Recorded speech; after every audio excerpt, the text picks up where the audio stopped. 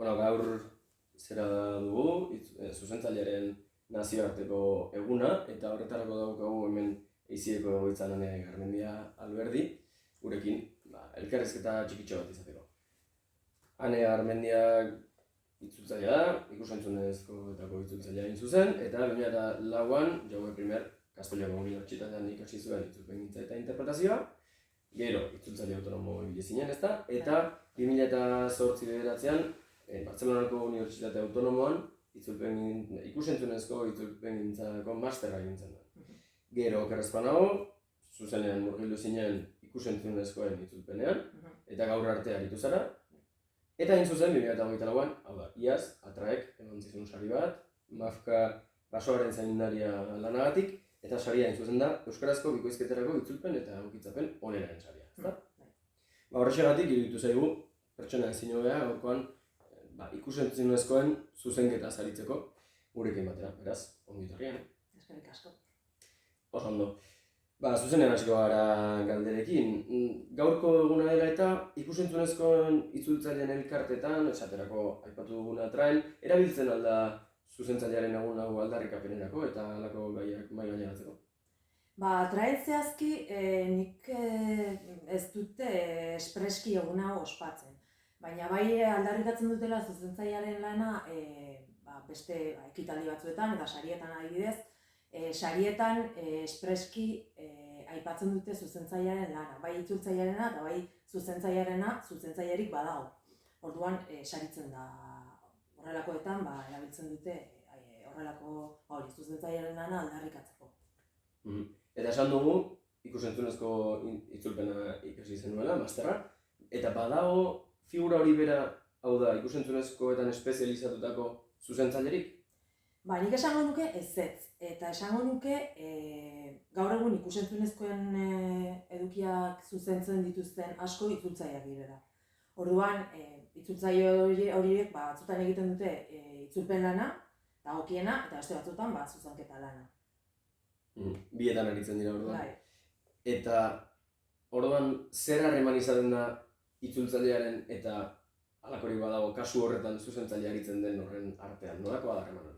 Nik esango nuke, nire kasuan behintzat oso ona da itzultzaile gisa. Nik etengabeko komunikazioa daukat nire zuzentzaileekin, eta egia da, harremana ona dela. Badaukat aukera beraiekin zalantzak argitzeko, eta egin dizkidaten aldaketak zergatik diren jakiteko, komunikazioa erraza eta naturala. Hori da nire kasuan. Hori batez ere, adibidez bikoizketan, bikoizketaren kasuan estudioetan badago euskara teknikaria da arduraduna. Orduan, kasu horretan harremana estuagoa da eta naturalagoa, errazagoa. Egia da, kasu batzuetan, azpidatzietan adibidez, plataformetarako eta horrela itzultzen denean, sarri itzultzaileak ez daukala harremana zuzentzailearekin. Orduan hor, itzultzaileak itzultzen duena zuzentzaileak zuzendu eta horrela gelditzen da. Orduan hor, kasu batzuetan, ez dagoela ia harremanik itzultzaile eta zuzentzailearen artean. Eta horrek pentsatzen du lanaren kaltetan jokatzen du, ezta? Ze askotan, itzultzaile gisa ez badakizu zergatik egiten dizkizuten aldaketak, eta are gehiago ez badakizu zer aldaketa egiten dizkizuten, ze batzutan itzultzaileak ez du jasotzen zuzendutako testua, hori denen kalterako da. Zalantzari gara. Eta gure kasuan, euskararen kasuan, ze baldintzetan lan egiten du ikus-entzunezko zuzentzaileak? Zeintzuk dira lan baldintzak gaur egun? Nik hor esango nuke, batetik lan kopurua dagoela, nik ez dut gehiagi zuzentzen, egia esan. Baina zuzentzaile batzuekin, itzultzaile zuzentzaile batzuekin hitz egin dut, eta esan didate, denbora boladak adijola, ez? Batzutan zuzenketa lan asko dauzkatela, eta beste batzutan ez. Orduan hori batetik. Gero, tarifen kontuan, euskeraz aritzeak bai ematen digu nolabaiteko abantaila tarifak eskatzerakoan ze ez dago jende asko lan hori egiteko. Orduan hor, abantaila badaukagu tarifen kontuarekin. Eta gero epeena, beste alor askotan bezala, epeena da, atzorako da dana, eta oso epe motxa dauzkagu, eta ikusentzunezkoetan horrela funtzionatzen duen. Hortaz, Beta beste hizkuntzetan, baldintzak hobeak dira, okerragoak dira, aipatu duzu euskara txikia denez eta jende gutxi dabilenez lan hori egiten, tarte handiagoa dagoela, baina besteetan, horrexegatik okerragoak dira baldintzak? bai, zalantzari gabe. Gainera, okerragoa dira, eta naiz eta beste alde batzutatik garrantzi handiagoa ematen zaien hizkuntza horiei, beste alde batetik ez. Beste alde batetik hori, azkenen jende asko dagoenez, tarifak ere baxuagoak dira, ez dago hori, lehia handiagoa dago, eta beti aurkituko dute zu baino gutxiago kobratzen duen norbait.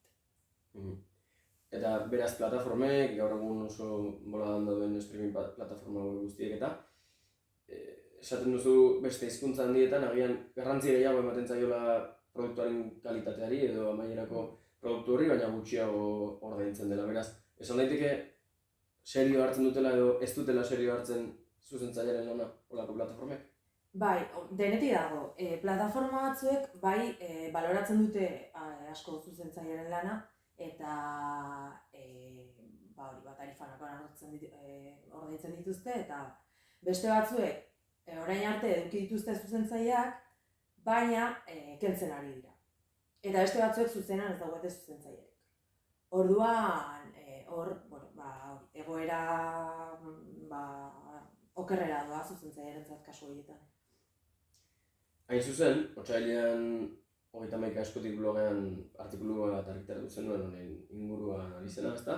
Eta hor, lehenengo paragrafoan esaten zenuen, bai telebistan, bai horrelako plataformetan, zuzentzailearen figura, orain esan duzun moduan, desagertzen hasita dagoela edo desagertze bidean dela.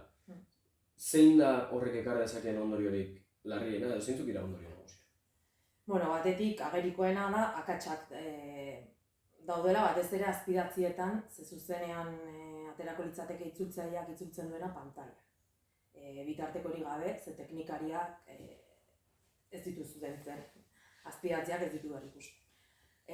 Orduan hor zuzentzailea falta bali bada, hor akatsak egongo dira, seguru, ze itzultzaileok bi begi eta bi eskuak ere dauzkagu, eta gero, horrek zer ondorio horrek edo, hori horrela izateak zer ekartzen duen,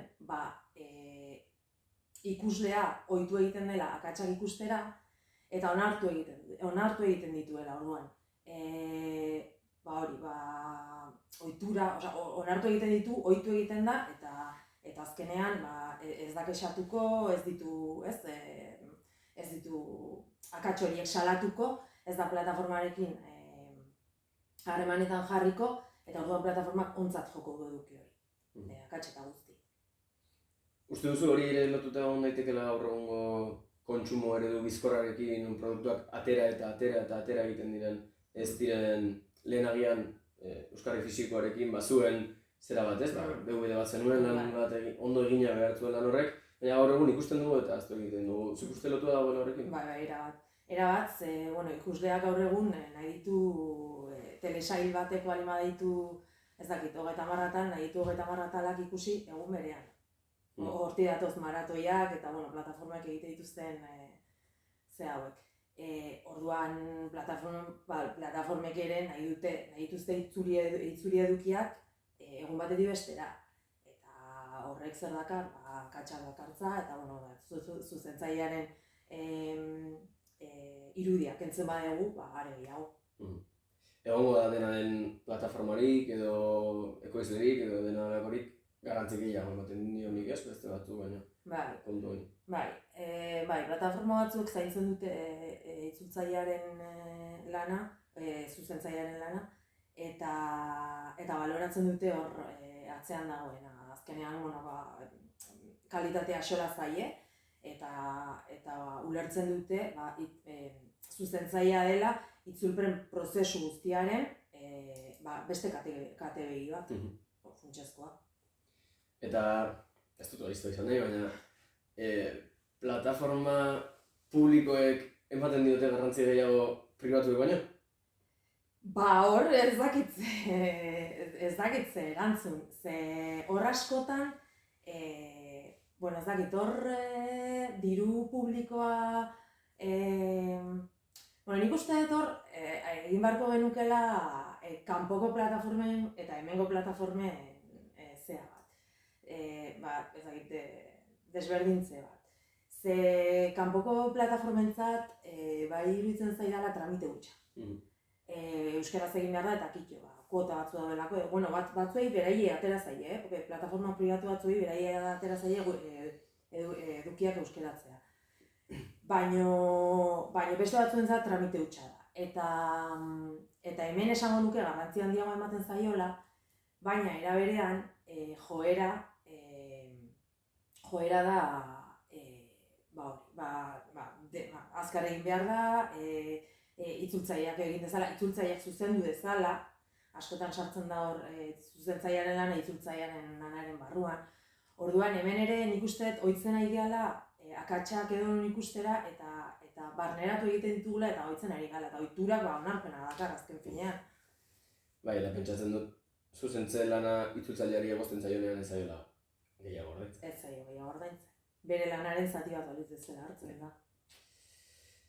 Eta aipatu duzu, badirela kuotak eta plataforma batzuk horregatik bakarrik ari direla euskarazko edukia itzultzen eta bar, horrek lotura handia dauka hizkuntza politika publikoekin, ezta? Hain zuzen, esango nuke, plataforma asko hasi direla edukia euskaraz eskaintzen, Espainiako gobernuak ateratako lege baten, ezta?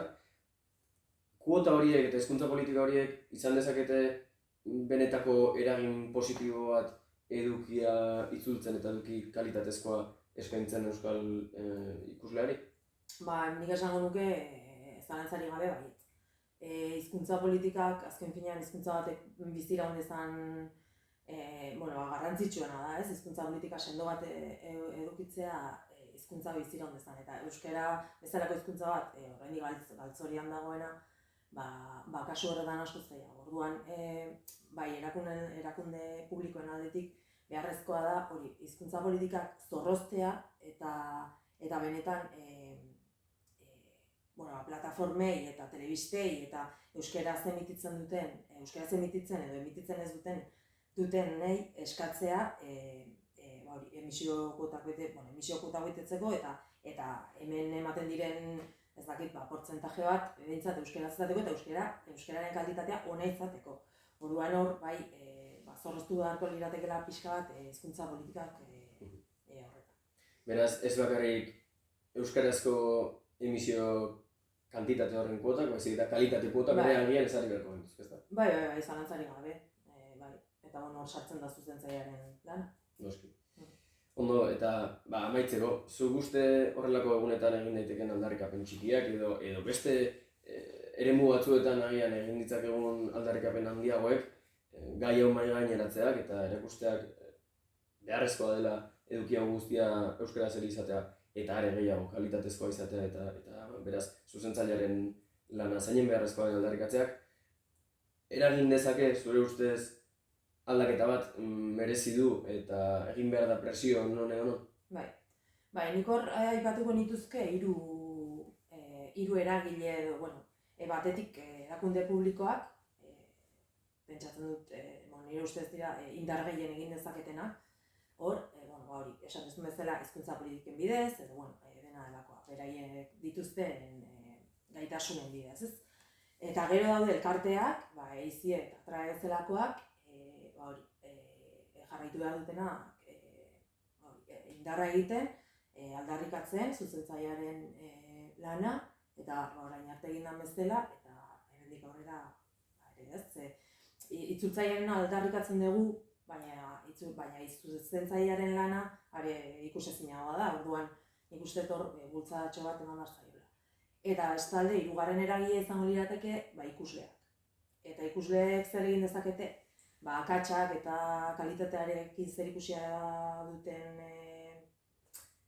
kontuak akatsak ikusten dituztenean plataformei idatzi, edo beraien modu ezberdina dauzkate beraiekin harremanetan jartzeko, horien bidez beraiei idatzi eta ikusarazi akatsa daudela eta eta ez dituztela katxoiek onartu nahi dituztela eduki batzuk euskaraz, baina kalitatezkoa. Oso, no? Nik uste horrekin geldituko garela, ezta? Ogibide ikusezinagoa den honen garrantziarekin, eta bai erakundek, elkarteek eta ikusleek eragiteko dugun gaitasun horrekin, lan honek jarrai dezan eta daukan garrantzia aitor dakion. Besterik gabe, eskerrik asko. Zuri.